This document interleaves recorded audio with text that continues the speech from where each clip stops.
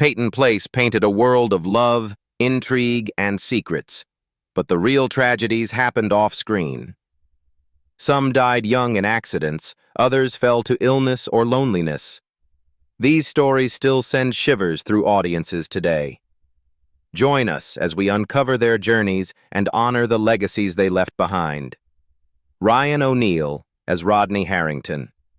You probably remember him, the young, striking Ryan O'Neal, only 23 when he first lit up the screen in Peyton Place as Rodney Harrington back in 1964. Audiences saw a charming rebel with movie star looks, never imagining that away from the cameras, his life would unravel in ways far more painful than any script could write. Born on April 20th, 1941 in Los Angeles, California, Ryan's path to fame was filled with shadows. He married young, but his first marriage collapsed under the weight of addiction, leaving deep scars on his children. His second marriage to actress Lee Taylor Young also ended, though they remained friends. What never healed were the wounds with his daughter, Tatum O'Neal, the youngest Oscar winner in history, who later accused her father of abuse, neglect, and feeding her drugs as a child. Ryan admitted he was a hopeless father, and the family's bitterness became one of Hollywood's darkest open secrets. And then came his stormy, decades-long love story with Farrah Fawcett. Their relationship burned with passion, but also with betrayal, violence, and drugs. They separated, reunited, and tore each other apart again, until finally, standing side by side when Farrah faced her battle with cancer. When she died in 2009, Ryan broke down, calling it a love story he didn't know how to finish. Meanwhile, his son Redmond spiraled into crime and addiction, arrested repeatedly for drugs and even attempted murder. It was as if the chaos Ryan carried inside had passed directly to his children, leaving the O'Neal name wrapped in tragedy.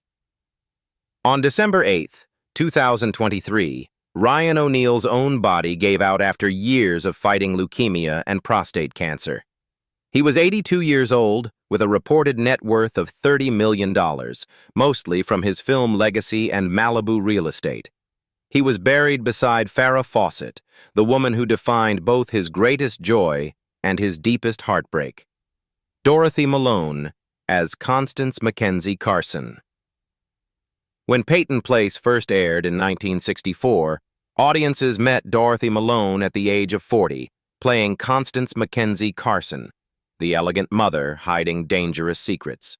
She appeared in an astonishing 431 episodes, shaping the heart of the series with quiet dignity, even as her own real life was beginning to spin into tragedy. Born on January 29, 1924 in Chicago, Illinois, Dorothy seemed destined for glamour, but pain was never far behind. In 1965, while still filming Peyton Place, she collapsed from a life-threatening pulmonary embolism. Emergency surgery saved her, but months of recovery left her written out of the series. The illness marked the first of many battles that would haunt her long after the cameras stopped rolling. Her personal life was no less stormy. Dorothy married 3 times, and every union ended in heartbreak. Her first husband, actor Jacques Bergerac, left her with 2 daughters, but also with betrayal and divorce. A second marriage collapsed in scandal when she accused her new husband of marrying her for money. Her third, to a Texas businessman, ended after violence and infidelity tore apart any hope of stability. Alone, she returned to Texas, slipping into alcoholism and depression as her career faded and Hollywood's doors quietly closed. On January 19, 2018, just 10 days before what would have been her 94th birthday, Dorothy Malone died in a Dallas nursing facility. She was 93 years old, her body failing from heart complications and dementia. At the time, her net worth was estimated at $5 million, earned from decades of classic film and television roles. Ed Nelson as Michael Rossi. He wasn't some flashy Hollywood rebel. No, at just 36 years old, Ed Nelson walked into Peyton Place as Dr. Michael Rossi, the town's good-hearted doctor who somehow became the moral anchor in a sea of scandal. Week after week, he held the story together for more than 500 episodes. But here's the shocker. While his character healed others on screen, Nelson's own career and health were quietly slipping into a much darker story. Born on December 21, 1928, in New Orleans, Louisiana, Ed seemed to have the perfect personal life. A happy marriage with his wife, Patsy, that lasted over 60 years, and 6 children who adored him. But Hollywood can be cruel. After Peyton Place, he found himself trapped, typecast as the Doctor, unable to break free into new roles. That rejection from the industry he gave his life to was a wound that cut deeper than he ever admitted, forcing him into teaching just to stay connected to the craft he loved.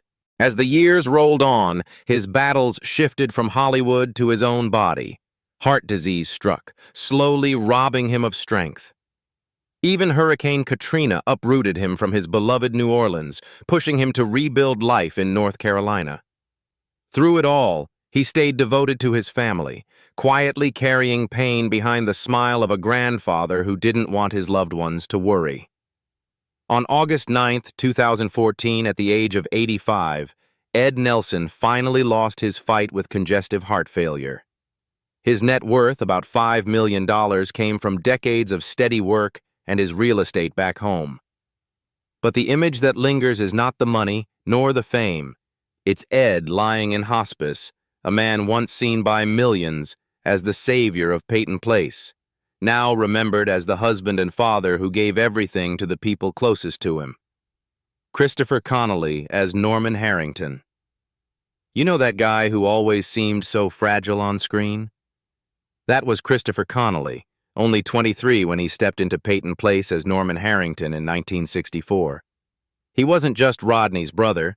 He was the sensitive, emotional anchor that pulled viewers into the town's endless scandals. But while everyone loved him on TV, Christopher's real life was quietly starting to fracture in ways no one could see. Born on September 8, 1941, in Wichita, Kansas, he carried a mix of ambition and vulnerability.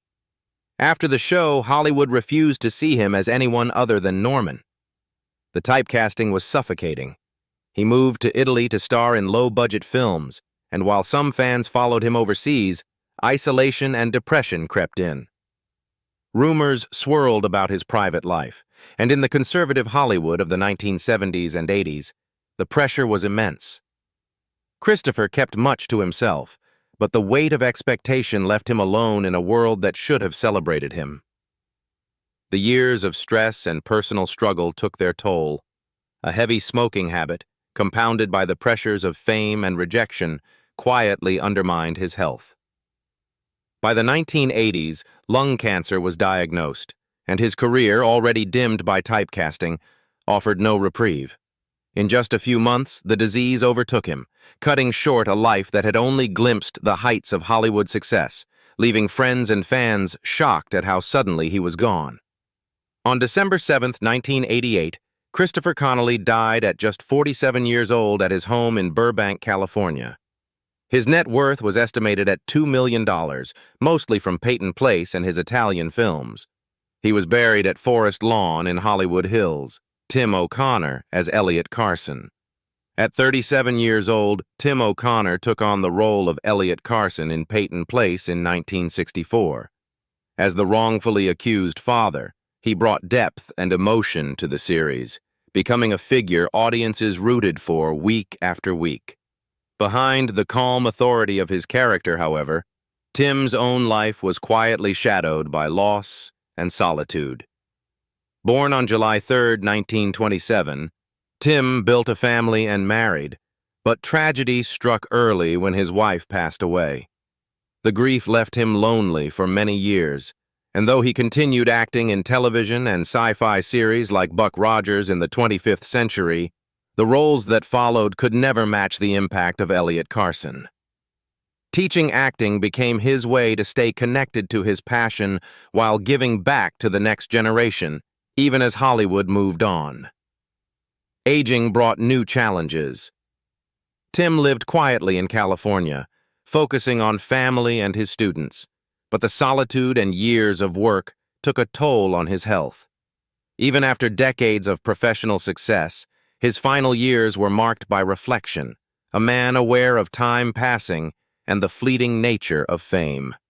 On April 5, 2018, Tim O'Connor died at 90 years old from complications of colon cancer. His net worth was around $4 million, built from a long career in television and theater. The lasting image is of a devoted actor and father, a man whose quiet strength brought Elliot Carson to life and left a legacy of dedication and resilience that extends far beyond the screen. James Douglas as Stephen Cord. When James Douglas first appeared as Stephen Cord on Peyton Place in 1964, he was 35 years old, stepping into the shoes of an ambitious young lawyer in a town full of secrets. He carried authority and charm on screen, but few knew the pressure of growing up under the shadow of a famous parent and the silent battles he faced to be recognized on his own. Born on May 20th, 1929 in Los Angeles, California, James struggled privately with expectations and personal challenges. His marriage ended in divorce, leaving him to raise 3 children largely on his own. The weight of living up to a famous family name, combined with typecasting in soap operas, limited his career opportunities and deepened his sense of isolation. He lived modestly, keeping scandal at bay, but the personal toll was heavy. Despite these struggles, James committed himself to his craft, appearing in shows like As the World Turns, The Doctors, and One Life to Live. His career may have been constrained by typecasting, but he earned respect for his professionalism and quiet perseverance. Beneath the calm exterior, there was a life of effort, sacrifice, and private pain that few ever glimpsed. On March 5, 2016, James Douglas passed away at 86 years old in Bethlehem, Connecticut. His net worth was estimated at $3 million, built through years of dedicated work in daytime television. The image left behind is that of a man who quietly carried both ambition and hardship, who worked tirelessly to define himself on his own terms, and who lived with dignity despite the pressures and shadows surrounding him. Ruth Warrick as Hannah Cord. Ruth Warrick stepped into Peyton Place at 48, taking on the role of Hannah Cord, a mother whose power and presence dominated every scene. She commanded attention, but behind that authority was a woman whose life had been shaped by Hollywood's highs and crushing lows. Born on June 29, 1916, Ruth had tasted fame early with her unforgettable role in Citizen Kane, 1941, yet the years that followed were far less kind. Multiple marriages ended in divorce, leaving her to navigate love, loss, and raising children largely on her own. The emotional weight of these relationships, combined with the pressure to maintain a successful acting career in a youth-obsessed industry, brought quiet struggles with loneliness and isolation. Despite these hardships, she continued to show up on set, to memorize lines and to give each character her all, refusing to let personal grief define her publicly. Even in later years, when repeated strokes left her reliant on a wheelchair and diminished her mobility, Ruth refused to stop performing. She adapted to her limitations, showing a resilience that few could match. Acting became not just a career but a lifeline, a way to keep her mind sharp and her spirit alive. She carried herself with dignity, quietly proving that even as age and illness pressed in, her determination could not be broken. On January 15, 2005, Ruth Warrick passed away at 88 in Manhattan from complications of pneumonia. Her net worth was around $6 million, earned from decades of film and television. The image that lingers is of a woman who carried grace through heartbreak and illness, whose presence both on and off screen left a mark impossible to forget. Kasey Rogers as Julie Anderson. At 39, Kasey Rogers took on the challenging role of Julie Anderson in Peyton Place, portraying a woman trapped in domestic violence with a raw honesty that stunned audiences. Her courage on screen mirrored her own perseverance in life. Born December 15, 1925 in Morehouse, Missouri, Kasey moved to California as a toddler, growing up far from Hollywood's glamour but already learning resilience. Life was never easy. She endured the heartbreak of a son struggling with drug addiction, marriages that ended in divorce, and the constant balancing act between raising children and pursuing a demanding career. Beyond these personal pressures, she had to fight the subtle judgments of an industry that often overlooked mature actresses, forcing her to reinvent herself continually while hiding her private pain from public view. She turned her passions into ventures, building a motocross business and writing projects, yet the years brought new trials. Health struggles, including cancer, intertwined with the physical risks of motocross, and she faced each challenge head-on with determination. Kasey's ability to continue creating, despite pain and loss, reflected a fierce independence and refusal to let circumstances dictate her life. Each decision, whether personal or professional, was a quiet battle, and she endured them with courage few knew about. On July 6, 2006, Kasey Rogers died at 80 in Los Angeles after suffering a stroke. Her net worth was around $4 million, earned through acting and motocross ventures. The enduring image is of a woman who fought for her family, chased her passions fearlessly, and faced life's hardships head-on screen as Julie Anderson, and off-screen as a resilient, remarkable human being. Paul Langton as Leslie Harrington. Power, control, and a reputation that filled every room. Paul Langton walked into Peyton Place at 51 as Leslie Harrington, the factory owner who ruled the town with an iron fist. Everyone saw authority on screen, but behind the character was a man quietly navigating the loneliness that often follows a life spent in the spotlight. Born on April 17, 1913, Paul had devoted decades to acting, moving from stage productions to supporting roles in film. His personal life, however, was filled with heartbreak. Married to Elda Piva and fathering a child, his marriage ended in divorce, leaving him to manage family, work, and his own sense of purpose alone. Retiring early due to health struggles added another layer of isolation, making him reflect on the contrast between the power he projected on screen and the vulnerabilities he felt privately. Even after stepping away from acting, Paul carried the weight of past ambitions and lost opportunities. Colleagues recalled his reflective nature, a man who balanced pride in his work with quiet sorrow, navigating aging, health issues, and the gap between public recognition and private fulfillment. Paul Langton passed away on April 15, 1980, just shy of 67 from heart disease. His net worth was estimated at $2 million. The lasting image is of a man who commanded the screen with authority, leaving a quiet legacy of strength and dignity that endured beyond his years. Frank Ferguson as Eli Carson. At 65, Frank Ferguson arrived on the set of Peyton Place as Eli Carson, the father whose calm wisdom steadied a town full of secrets. Unlike Leslie Harrington's power-driven presence, Frank's energy was quiet, understated, and deeply grounded, reflecting the lifetime of dedication and resilience that had shaped him both on and off screen. Born on December 25, 1899 in Ferndale, California, Frank built a prolific career across hundreds of films and television episodes. His personal life carried its own trials. Multiple marriages ended in divorce or widowhood, leaving him to juggle family responsibilities with the demands of his profession. Beyond performing, he mentored aspiring actors at the Pasadena Community Playhouse, investing time and care into others while quietly coping with loss and the pressures of Hollywood. Even as he aged, Frank kept working steadily, appearing in westerns, noir films, and dozens of television guest roles. The authority and calm he displayed on screen masked years of long hours, travel, and personal sacrifices.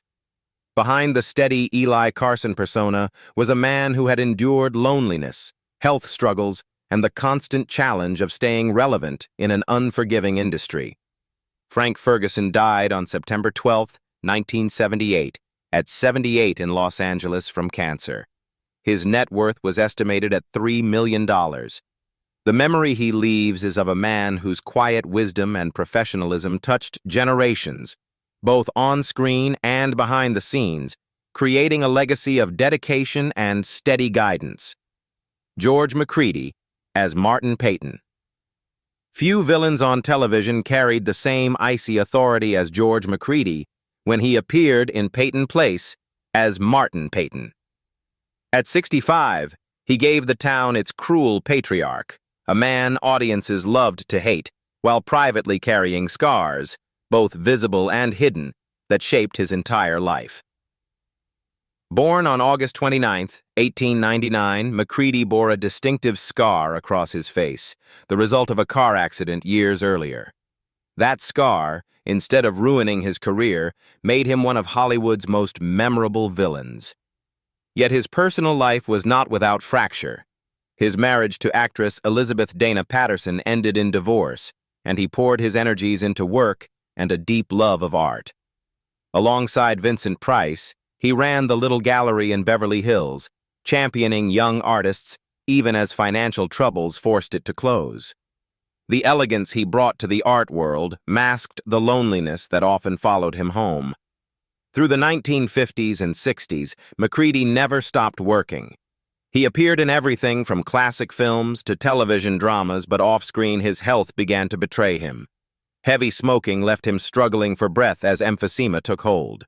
Still, he refused to slow down, continuing to perform even as his lungs weakened, determined that illness would not dictate the end of his story. On July 2, 1973, George Macready died at 73 years old from complications of emphysema. His body was donated to UCLA's School of Medicine, a final act of service from a man who had lived for performance and passion. His net worth was estimated at $4 million, a reflection of decades of steady work.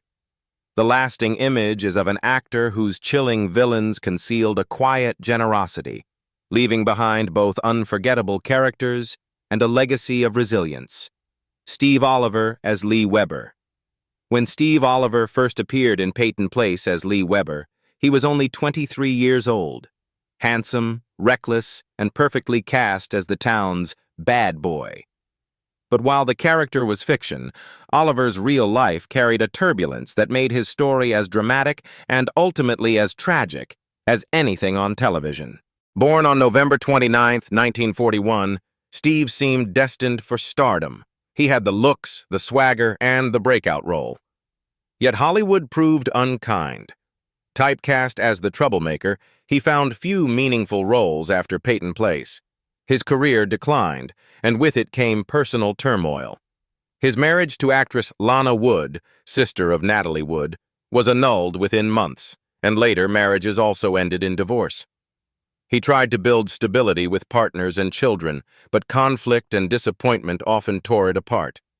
Behind the charm was a man who wrestled with anger, regret, and the loneliness of a fading career.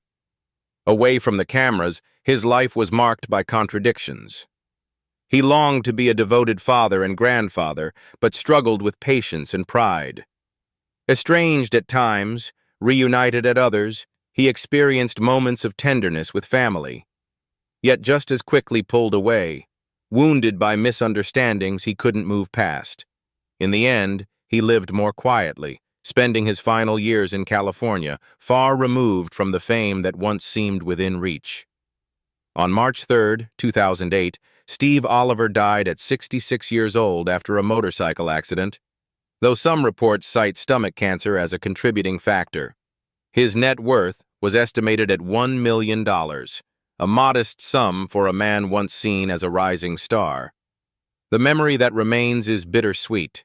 The young rebel of Peyton Place, whose life promised greatness but ended in isolation, leaving behind whispers of both charm and pain. Barbara Parkins as Betty Anderson Cord Harrington. Barbara Parkins didn't just play Betty Anderson in Peyton Place.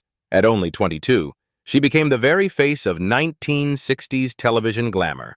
Her beauty, ambition, and sharp screen presence made her unforgettable, but the glitter of fame would soon carry shadows she could never have predicted.